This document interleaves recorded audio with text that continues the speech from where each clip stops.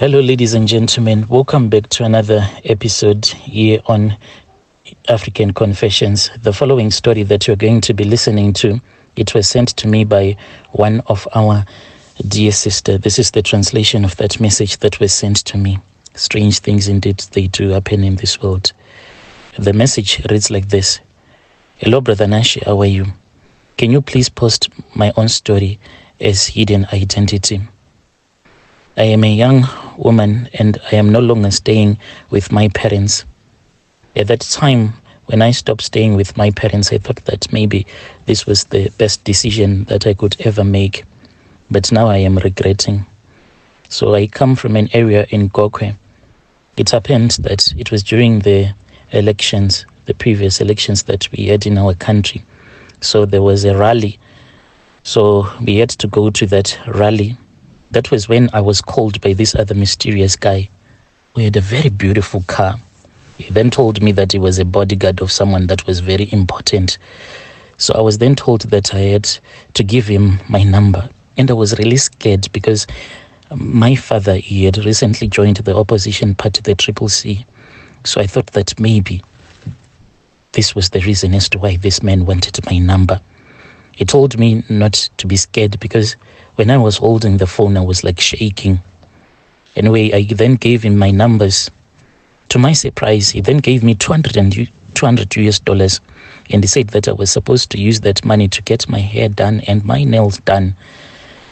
So when I was at home, that was when I saw another number. I quickly blocked that number because it was a South African number. I did not know that it was the number that was used by the boss, his boss. So he then called me the bodyguard and he said that, why did you block my boss on WhatsApp? And I was like, no, I didn't know that he's in South Africa. He then said, no, he's here in Zim, but he's just using a South African number to stay safe for security reasons. I then started chatting with this guy, the blesser.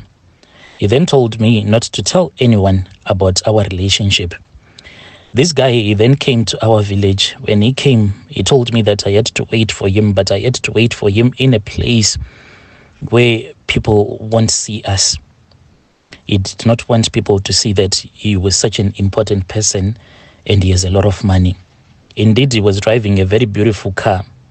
I got into the car and he said that he wanted to drive with me to Harare. And I was like, no, please, we cannot do that. He then promised me that he was going to drive with me back to Gokwe. So the problem was that I have my sister who is in South Africa.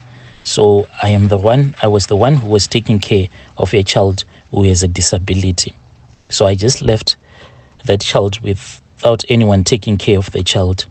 And we drove. And this made my parents to be very angry. Because when we arrived in Harare, we then stayed at a certain hotel. And later he drove me back to my village. But when we drove back to the village, he was just driving a normal but a brand new Ford Ranger. He dropped me at this other shopping center in the village. It was just a normal car, so people didn't stare at me that much. And in my pocket, I had a lot of money. I arrived with the money and I showed the money to my mom, but she was really angry and she said that I was a prostitute. Since there was no food in the house, then my brothers said that they wanted the money so that they can go and buy the food. So I kept on dating this rich blesser because I was thinking that this was like my only way out of poverty. But that was when I realized that this man, no matter what, he would always come and pick me up whenever I was on my periods. So I thought that maybe since me and him were dating and he was always sleeping with me, and I said that maybe it is normal for a guy when you are dating your woman, then you know when she is on her periods. But what surprised me was that each and every time he would always come to our village and he would give me a lot of money and sleep with me when I am on my periods. Because when I will say no, then he'll be like, please let us just do it because I want to return back to the city and I have been missing you. So we will sleep together, no protection, no what, when I'll be on my periods. Then there was this other month that was when I saw that everything that was happening now, it was not normal at all. I had an irregular period. I only had something like a period for a day. Then this guy, on that same day that I had the period, he did not come the following day. Then the guy, he did not come when I had my irregular period. Then when I had my period on the 4th of the following month, he then came, and when he came, it was somewhere around 5 p.m. He then came and he picked me up, and he told me that he has been missing me a lot. So he really wanted us to spend a lot of time together. We then went to his house in Borodale. Then he slept with me. So that guy, after he had slept with me on my period, I felt so much pain like I had never felt in my life. Till this day, I am still struggling. And what worries me is like my legs. There are some times when I feel that I am okay, but then sometimes they get so swollen so much that I can't even walk. I can wake up early in the morning, then I can be fine. Then later on in the evening, then I'll start to feel that inside my legs, there will be this pain that I can't even explain. Then when I would wake up, my legs will be so swollen. And the moment that my legs will be okay, that was when I'll start to shed the skin on my legs. So much that now my legs, they are so painful. And I am shedding the skin on my legs as if I am a snake.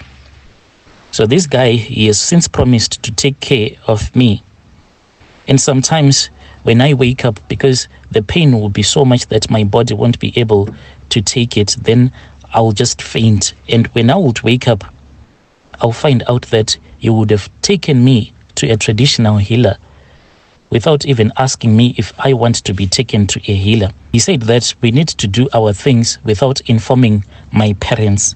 And when I am okay, then he's going to return with me back to the village. As for now, each and every month, he does send some money to my parents. So I don't know what am I supposed to do. He said, do not tell your parents until we have sorted everything out. And recently, when I was telling him that I am in pain, it was like he was blaming me. He said that maybe us sleeping together when I was on my periods, that is what is making me to be sick. And what hurts me is when he takes me to a traditional healer without even asking me if this is what I want. It really hurts me. So I don't know when is it all going to stop. I just want it to stop. I want to be okay again. I want to return back home. But I am stuck here in Harare. He takes care of me, like I told you. I have a personal driver that has been assigned to me. The driver comes and checks if there is food in the house. Then the driver will go out shopping for me because I can't even walk on my own. And I have grown so thin. I have a maid that is working for me, but I am worried.